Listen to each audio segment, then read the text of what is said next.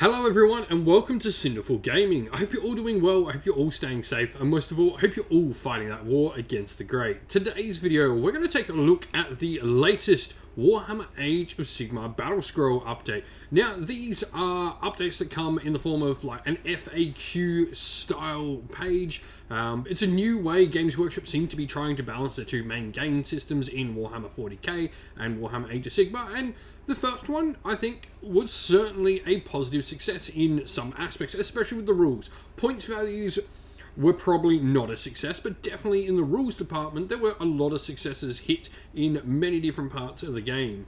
And so, we've got our second one now for Warhammer Age of Sigmar, roughly about 3 months after the first, so I think this does mean we are going to go to the 3-month updates, much like how 40k is doing that in Warhammer Age of Sigmar. But we're going to run through the article and then we'll take a really in-depth look at the War Scroll as well and give you our thoughts and ideas on it. And so, we start off Battlescroll. For those who need a refresher, Battlescrolls gather rules changes, point changes and other tweaks into a simple, easy to read format, giving you the information you need to balance a close-fought match-play game of Warhammer Age of Sigmar. Latest Battlescroll is titled The Hunt and takes a satisfying and different approach to balance. Matt Rose from the Warhammer Studio has some insight into this unique balanced data update. It is an exciting time for Warhammer Age of Sigmar's rules development, with a bunch of battle tomes on the way bringing new rules and points values specifically designed for the latest edition of the game. Balancing the game is a task that requires constant attention. For this second Battlescroll, the team are trying something different, providing a standalone mechanism for us to address balance without invalidating the content in the battle tomes you have collected, clashing with points contained in upcoming books, or restricting the use of an army that you have spent a lot of time collecting and painting. To that end, the Predators and Prey rule in the General's Handbook 2021 is being expanded. The rule provides players with another way of earning victory points by targeting the biggest threats in the mortal realms. Players who choose to pack their roster with dominant units like Dracothian Guard will surrender precious victory points for each unit lost. On the other hand, players running factions that aren't performing as well can earn even more victory points by taking down units at the top of the competitive meta. These bonus points make it possible for many armies to score some big wins in matchups where they might have previously struggled. And so let's talk about that to start with. They're trying something different, and I think that should be commended. Whether or not this ends up being a good or bad update, I am fully in support of trying something different. We have tried points updates for as long as I can possibly remember in games. They've been tweaked, adjusted for 20 odd years, whether that's been in FAQs and updates or indeed in just new books coming out or whatever. It's been a constant thing, and for the most part, it is an imperfect system. It doesn't cure all problems. Some things are just too good, and no matter what points value you put them at that's reasonable, they'll always be too good. While some things are just so bad, no matter what points value you put them at, they will always just be bad. Now, I understand the want of Games Workshop to not want to rewrite battle tomes as well, because we do pay a decent amount of money for those battle tomes. Not wanting to invalidate a War Scroll that is printed in there, or War Scroll cards in particular, which are an additional buy for many people, I can understand not wanting to change that. You do have the argument on the other side that could certainly be brought in for a point, saying that, well, maybe they should playtest it better and we wouldn't have these problems. And having been and done playtesting for different things over the years, it is hard to catch everything. When you think you've met a perfect system, there will be someone who thinks of the system in a different way than what you do, and it will completely break the game. You can never account for all options in a game. Now, that said, Games Workshop sometimes do miss quite obvious things, but maybe they don't all. Some of the things, like, I look at the Nurgle tree. For me, that was simple, but it definitely needed an FAQ for some people, and I can understand where the argument for the other way it was run, but it needed an FAQ. So that was something I don't think they ever thought was an issue. And so, I'm all for this different approach that they're trying to do by offering in-game benefits rather than list-building complications, if we can call it that.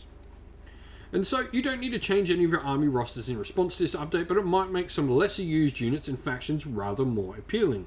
The list of priority targets and prime hunters have been built based on both feedback from tournament players as well as analysis on data from hundreds of events.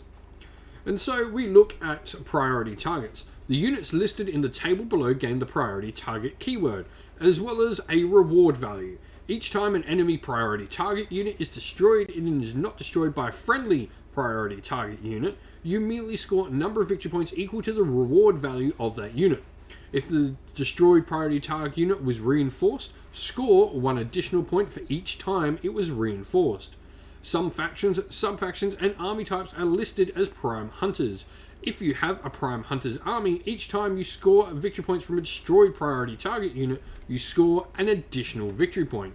So there's quite a few victory points on play. Like, straight away, you've got 2 victory points if you're taking down, a unit of 4 Fulminators or 6 Vanguard Raptors, any reinforced unit like that, and you get an additional point if you manage to do it like some of the armies that are going to be listed as prime hunters like Sylvaneth, Nighthaunt, Bone Reapers. And so they continue on after that. We'll finish this and we'll go look through the full list of this later in the actual Battlescroll update, because I think it's important they've given thought behind why they're doing this and why they want to try something different. And so there's been a particular focus on the win rate per war scroll, that is, the percentage of time a faction wins when a certain war scroll is included in the roster. This update will go live on the Warhammer Age of Sigmar app in the coming days, and you'll also see the changes from the previous Battlescroll update remain valid and have been added to the app and the FAQ documents. We're aware that this change will be more effective at addressing certain types of issues than others. Keep in mind, this is just one part of a bigger picture. We'll continue to release updated war scrolls and allegiance abilities in battle tomes and other supplements, and keep rebalancing points values in the General's Handbook. It is important to keep in mind that our regular Battlescroll updates are focused on game balance in match play, with a particular focus on organised play and events. If you are new to the game or tend to play more casually, it's totally up to you and your opponent whether to include the system in your games of Warhammer Age of Sigmar or not. The studio is keen to hear what you think of these changes and everything else concerning the Warhammer Age of Sigmar rules. So, yeah, for me, this is really important. Like I state, this is really for competitive play. If you are a much more casual player, you can just ignore this. It won't take any effect on you at all, which I think is pretty cool. Like, there will be times where you're just like, cool, that's too much information. Me and my friends had balanced game when I played Lumineth vs Nighthaunt. It doesn't matter. We don't need this. And, like, there are certain games where this won't matter for me. Like, certain people we play in a much more casual side. This won't be a thing. However, definitely tournaments. I'm excited to see how this goes. I've got a tournament in SAGT coming up. Will probably be my last tournament for a while. I'm just not particularly keen on competitive setting at the moment, but who knows? This maybe will be the thing that makes it really interesting again for me. But this will be fun. Like, I'm interested to see how this will work on an overall game balance. Now, let's look at the actual battle scroll. We've gone through priority targets and prime hunters already. The rules, as you can remember, this is so effectively you kill a unit that is a priority target, you get victory points as long as you're not killing it with a priority target, and then prime hunters get points for killing priority targets. And so we've got the following order units with priority target: Dracothian Guard Fulminators, Stormdrake Guard, Vanguard Raptors with long-strike crossbows, Huracan Spirit of the Winds, Severeth Lord of the Seventh Wind, Blood Stalkers, Morathi Kane, Bastillodon with Solar Engine, and Salamander Hunting Pack. That's a long list of units that are problem things in the game.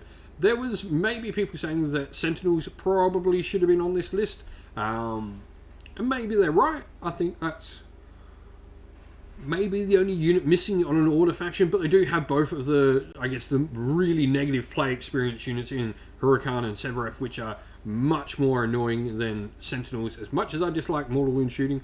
But we do have other mortal wound shooting in here with Raptors and the Bloodstalkers both taking it. Morathi Kane as well. She's so hard to remove in many games, so definitely a really cool thing to have in there. And then, of course, Fulminators, Stormdrake Guard. Now, this is going on the War Scroll, so it doesn't matter what allegiance you're taking these in. If you're bringing any of these into a Cities of Sigmar list of any variety, they will have. If you're bringing them in as allies, they will have this. So that's something all worth noting. Now, the only Grand Alliance Order army that is getting Prime Hunters is Sylvaneth, which I think Sylvaneth are in a pretty good position to actually make some really good use. They do have some strong ranged and some strong combat units. They're good at taking out monsters. They've got some good rend across the force. I don't think it's bad that Sylvaneth is going to have Prime Hunters. definitely going to make, I guess, a decent amount of use out of it. Now, looking over at Grand Alliance Destruction, we have the Mega Boss and Maw Crusher and all of the Mega Gargants, excluding Mercenaries. However, the Gatebreaker and Kraken Eater are worth 2 of the reward points each, so 2 victory points every time you kill one. Remembering, we're playing in Go already, so all monsters are already a point. So this means all of these are actually +1 on the Destruction one. And that includes, you know, like Marathicane, Bastillodon with Solar Engine, and Stormdrake Guard are all an extra point there as well. But Gloomspite Gits and Auric Warclan's Bone Splitters only getting the Prime Hunters is pretty cool as well for the armies, where this probably hurts Gargants a lot. Gargants, when you take them down, are going to be worth a lot of points. You're thinking, if you use Bring It Down in combination with, say, Killing Monster, Bring It Down is your battle tactic for 2. Do it with a monster, it's another 1. You get 2 points for killing the Mega Gargant, and you also get the Gur point for killing the Mega Gargant to bring it up to 6. Some really, really solid stuff you can do with this. And, you know, if you do it with a Prime Hunter unit from one of those armies, you're going to get 7. So, there's definitely some points to be had in that. Gargants, I think, definitely took a hit with this.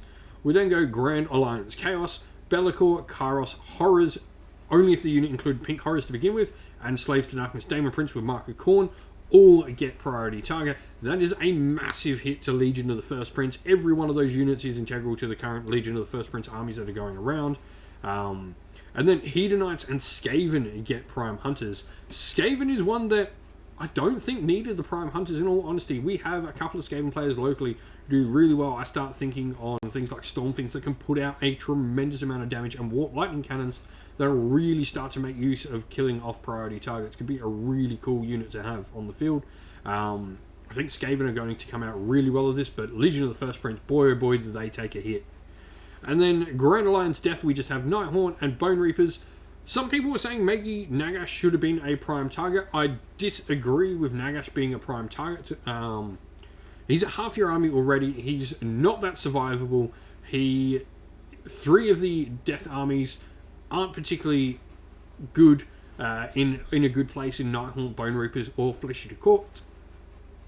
And we do lack the ability of seeing Flesh Eater Corpse here, and we lack the ability of Khorne in Chaos too, which are 2 Prime Hunters I'm perhaps, I guess, thoughtful to see. However, my thought is we have things like Scarbrand and Thirsters and Terrorgeist in those armies, ones that are super hyper-aggressive units. So maybe that is their thinking of they don't want to give those hyper-aggressive units like Scarbrand and a Ghoul King on Terrorgeist the ability to be a Prime Hunter.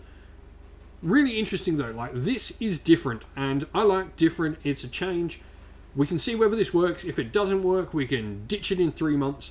But give this a go and really give Games Workshop feedback on how this goes. Give honest and valuable and well thought out feedback, because it's worth trying something different to maybe get that balance. We're so ingrained that points changes are what we want to see that, you know, we either get upset when things aren't changed with points, aren't changed what we want them to be.